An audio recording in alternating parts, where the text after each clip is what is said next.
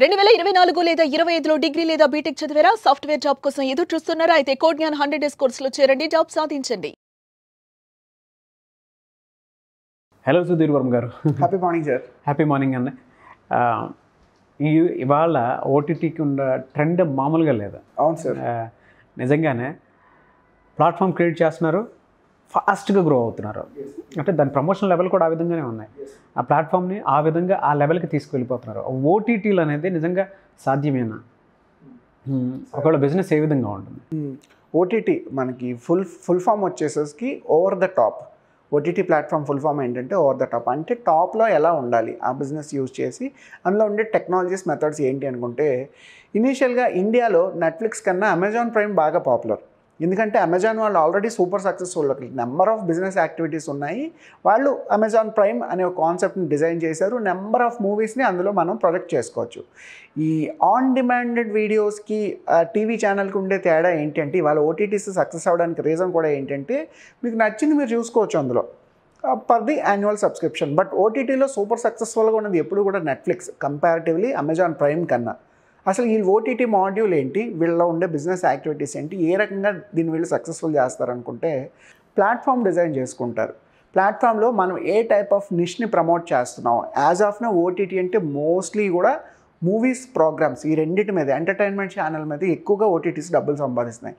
వీళ్ళు చేసే పని ఏంటి, ఐదర్ ఒక మూవీ తాలూకా కాపీ రైట్స్ ఏవైతే శాటిలైట్ రైట్స్ ఉన్నాయో అవన్నీ పర్చేస్ చేసుకుంటారు. సపోజ్ ఒక మూవీ ఒక 1 crore రూపీకి మీరు పర్చేస్ చేసుకుంటే, ఆ పర్చేస్ చేసిన 1 crore రూపీ మూవీ ఈ ఓటీటీ ప్లాట్ఫామ్లో దాన్ని ప్రొజెక్ట్ చేస్తారు. అలాగే number of movies, number of languages నుంచి పర్చేస్ చేసి మీ ఓటీటీలో పెట్టుకుంటుంది నెట్ఫ్లిక్స్. బట్ పర్ క్యాండిడేట్ యాన్యువల్గా ఎంత సబ్స్క్రిప్షన్ ఛార్జ్ చేస్తుంది? More than 8,000 rupees. అంటే ఒక క్యాండిడేట్ దగ్గర నుంచి 8,000 అక్రాస్ ద వరల్డ్. మనం ఒక 1 crore subscriptions out of 700 crores నుంచి 1 crore సబ్స్క్రిప్షన్స్ కనుక నెట్ఫ్లిక్స్ టార్గెట్ మార్కెట్ అనుకుంటే, ఎవ్రీ ఇయర్ వాళ్ళు జనరేట్ చేస్తున్న రెవెన్యూ మోర్ దెన్ 8,000 crores. ఈ 8,000 crores వచ్చిన అమౌంట్ని విడివిడిగా సినిమాలు అవి పర్చేస్ చేస్తూ, షోస్ పర్చేస్ చేస్తూ, వాటిని ప్రమోట్ చేస్తూ డబ్బులు సంపాదిస్తున్నారు. ఈవెన్ అమెజాన్ ప్రైమ్కి అయినా సరే ఇదే కాన్సెప్ట్ వర్కౌట్ అవుతుంది. ఏముంది, పర్ ఇయర్ సబ్స్క్రిప్షన్ 999 రూపీస్ తీసుకుంటున్నారు. బట్ నెంబర్ ఆఫ్ మూవీస్ కానీ, వెబ్ సిరీస్ కానీ, టీవీ సీరియల్స్ కానీ పర్చేస్ చేసి వాటిని మళ్ళీ అమెజాన్ ప్రైమ్లో వాటిని టెలికాస్ట్ చేస్తున్నారు. టెలికాస్ట్ చేస్తున్న కొద్దీ జనాలకి ఏంటంటే, ఇంతకుముందు టీవీ సీరియల్స్ ఎలా చూసారో దానికి 100 times ఎక్కువ ఈ వెబ్ సిరీస్ కానీ, వెబ్ మూవీస్ కానీ చూసేస్తున్నారు. ఎందుకంటే కాన్సెప్ట్ ఇవాళ లాంగ్వేజ్ కానీ, ప్లాట్ఫామ్ కానీ చాలా సింపుల్ అయిపోయింది. వరల్డ్ క్లాస్ మూవీస్ ప్రతిదానికి సబ్ టైటిల్స్ ఉంటాయి. చైనీస్ చూసేస్తున్నారు, Korean, German, Europe, France, English, Hindi, అసలు లాంగ్వేజ్ బ్యారియర్ లేదు. ప్రతిదానికి సబ్ టైటిల్ కూడా ఉంటుంది కాబట్టి, అందులో కంటెంట్ కానీ, కాన్సెప్ట్ కానీ బాగుంటుంది కాబట్టి, అదర్ లొకేషన్స్ తాలూకా మూవీస్, అదర్ లాంగ్వేజ్లో ఉన్న మూవీస్, వెబ్ సిరీస్ కూడా చాలా చక్కగా చూస్తారు. మేము చూసాం కదా, ఓటీటీ లాక్డౌన్ టైంలో ఎక్కువగా మలయాళం మూవీస్ బాగా క్లిక్ అయ్యి. మలయాళం మూవీస్ ఇంతవరకు చూస్తారా, ఇంత బాగుంటాయి ఆ స్టోరీస్, ఇంత లో బడ్జెట్లో ఇంత చక్కగా సినిమా హిట్ చేయొచ్చా అనే కాన్సెప్ట్ జనాలందరికీ తెలిసింది. మలయాళం మూవీస్ బాగా డెవలప్ అయ్యాయి. ఇలాగా ఈ ఓటీటీ అనేది కొన్ని బ్యారియర్స్ని మనకి చెరిపేస్తుంది అనమాట. ఈ రకంగా వాళ్ళు ఒక పక్కన ఒక ప్లాట్ఫామ్ డిజైన్ చేసి అందులో నెంబర్ ఆఫ్ ఎలిమెంట్స్ని షోకేస్ చేస్తూ, వాటిని పర్చేస్ చేస్తూ, మన సబ్స్క్రిప్షన్ ఏదైతే పే చేస్తామో దాని నుంచి వాళ్ళు రెవెన్యూ జనరేట్ చేస్తారు. ఈ రకంగా ఓటీటీస్ అనేది వరల్డ్ వైడ్గా బిజినెస్ చేస్తాయి. ఆ మధ్య ఒక క్వశ్చన్ కూడా అడిగారు, నెట్ఫ్లిక్స్ ఎందుకు 2 months ఫ్రీగా సబ్స్క్రిప్షన్ ఇచ్చింది, అక్కడి నుంచి అసలు అందులో లాజిక్ ఏంటి, అందులో వాళ్ళు ఎలా డబ్బులు తీస్తారని. బేసిక్గా ఏంటంటే, నెట్ఫ్లిక్స్ 2 months ఫ్రీగా సబ్స్క్రిప్షన్ ఇచ్చింది. మనం ఏం చేసాం, వెంటనే మన అకౌంట్ ఓపెన్ చేసి అందులో కొన్ని వెబ్ సిరీస్ చూడడం మొదలుపెట్టాం. ఇది ఎలాంటి ఎడిక్షన్ అంటే, కొన్ని వెబ్ సిరీస్ చూసిన తర్వాత ఇంకా అవి చూడకుండా ఉండలేము, నిద్ర పట్టదు, అలా అడిక్ట్ అవుతాం వాటికి. ఎందుకంటే అందులో ఉండే కంటెంట్ కానీ, కాన్సెప్ట్ కానీ, స్టోరీ కానీ, నెరేషన్ కానీ చాలా చక్కగా ఉంటాయి. కొన్ని వెబ్ సిరీస్ చూస్తారు, ఈ 2 months సబ్స్క్రిప్షన్ అయిపోద్ది, ఆ ఎపిసోడ్ మధ్యలో ఉండిపోతుంది ఆ ఫుల్ సిరీస్ చూడడానికి. ఎందుకంటే 5 seasons 10 seasons ఒక 100-200 ఎపిసోడ్స్ ఉంటాయి ఒక్కొక్క వెబ్ సిరీస్లో. మనం ఒక 100 చూస్తాం, మిగిలిన 100 చూడకుండా ఉండలేం. అప్పుడు ఏం చేస్తాం, 3rd month మెల్లగా సబ్స్క్రిప్షన్ స్టార్ట్ చేస్తాం. చూసిన తర్వాత సబ్స్క్రిప్షన్ ఆ ఎపిసోడ్తో అయిపోయాం, ఖాళీ ఉంది కదా అని మళ్ళీ కొత్త ఎపిసోడ్స్ చూడడం మొదలు పెడతాం. ఇలాగే ఇయర్లీ సబ్స్క్రిప్షన్ కూడా మనం ఆప్ట్ చేసుకుంటాం. సో జస్ట్ వాళ్ళు 2 months మనకు ఫ్రీగా ఇచ్చినందుకు మనకు 1 year సబ్స్క్రిప్షన్ అడిషనల్గా పే చేసాం. ప్రతి ఓటీటీ ప్లాట్ఫామ్ కూడా ఈ రకంగానే డబ్బులు సంపాదిస్తుంది. ఇది ఓటీటీలో ఉండే మెయిన్ ఎజెండా. ముందు ఫ్రీగా ఎడిక్ట్ చేయడం, తర్వాత టెంప్ట్ చేసి మన చేత పర్చేస్ చేయించి సబ్స్క్రిప్షన్ పెంచుకోవడం. ఈవెన్ మన జియో ఎందుకు సక్సెస్ అయింది, ముందు ఇనిషియల్గా ఫ్రీగా సిమ్ కార్డ్స్ ఇచ్చేసారు, మనం డేటా యూజ్ చేయడం మొదలుపెట్టాం. అవును. అంత ఎక్కువ డేటా యూజ్ చేసిన తర్వాత మనం తగ్గించుకోలేము దాన్ని ఆటోమేటిక్గా.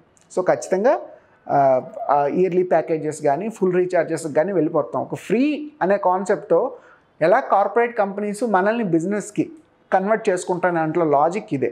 ముందు వాళ్ళకి కావాల్సిన దానికన్నా ఎక్కువ ఇన్ఫర్మేషన్ ఇస్తారు, తర్వాత మన దగ్గర నుంచి సబ్స్క్రిప్షన్స్ పే చేసుకునేలా చేసి వాళ్ళు ప్రాఫిట్స్ తీస్తారు.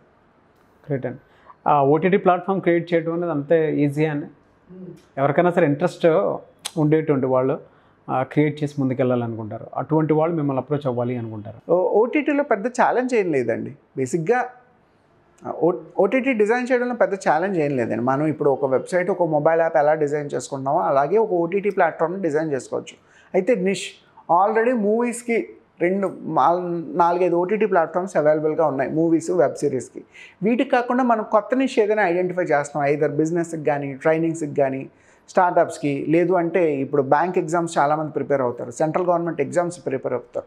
ఈ ఎగ్జామ్స్కి అయినా ఓటీటీ ప్లాట్ఫామ్ ఉందా, లేదా స్టూడెంట్స్ ఫస్ట్ స్టాండర్డ్ నుంచి 10th స్టాండర్డ్ వరకు, ఫస్ట్ స్టాండర్డ్ నుంచి 12th స్టాండర్డ్ వరకు నెంబర్ ఆఫ్ సబ్జెక్ట్స్ ఉంటాయి. ఆన్లైన్ లెర్నింగ్, ఈ లెర్నింగ్ అనేది ఆన్ డిమాండ్ అవుతుంది.